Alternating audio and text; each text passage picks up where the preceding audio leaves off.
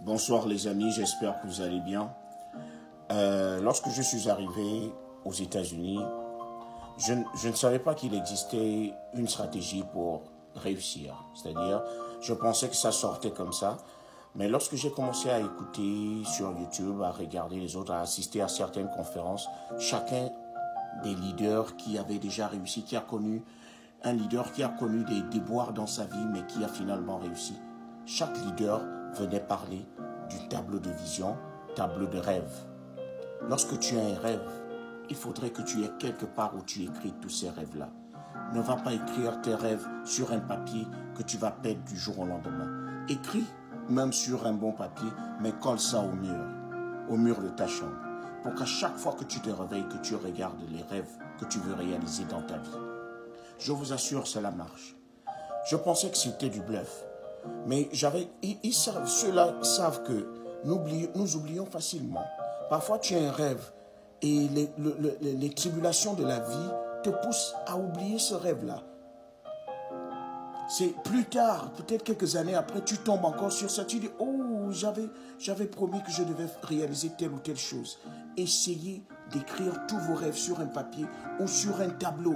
Mettez-le là où vous allez regarder tous les jours pour que ça reste là, pour que vous n'oubliez jamais. Un rêve sans objectif reste un rêve. Donc, lorsque vous avez déjà écrit vos rêves, vous commencez à vous battre pour atteindre ceci. Vous commencez à vous battre pour les objectifs. Qu'est-ce que je dois faire? Si vous décidez de venir aux États-Unis, quel est le premier pas que je dois faire pour aller vers mon rêve? Si vous décidez d'aller en France, si vous décidez d'ouvrir un business, quelles sont les étapes, les premières étapes pour ouvrir un business? C'est ça l'avantage d'avoir ces rêves écrits quelque part. Parce que vous allez toujours regarder. Moi, j'avais d'autres rêves que j'avais oubliés parce que je ne les avais pas écrits quelque part. Mais une fois j'ai commencé à écrire mes rêves quelque part et de les coller là où je peux lire tous les jours, lorsque j'ai envie de me détourner, je dis non, j'avais promis qu'en 2022, je dois réaliser telle ou telle chose. Il faudrait que je me batte pour. Je vous assure, vous ne pouvez pas réussir si vous ne respectez pas, si vous n'avez pas quelque part où vous pouvez toujours vous rappeler vos promesses.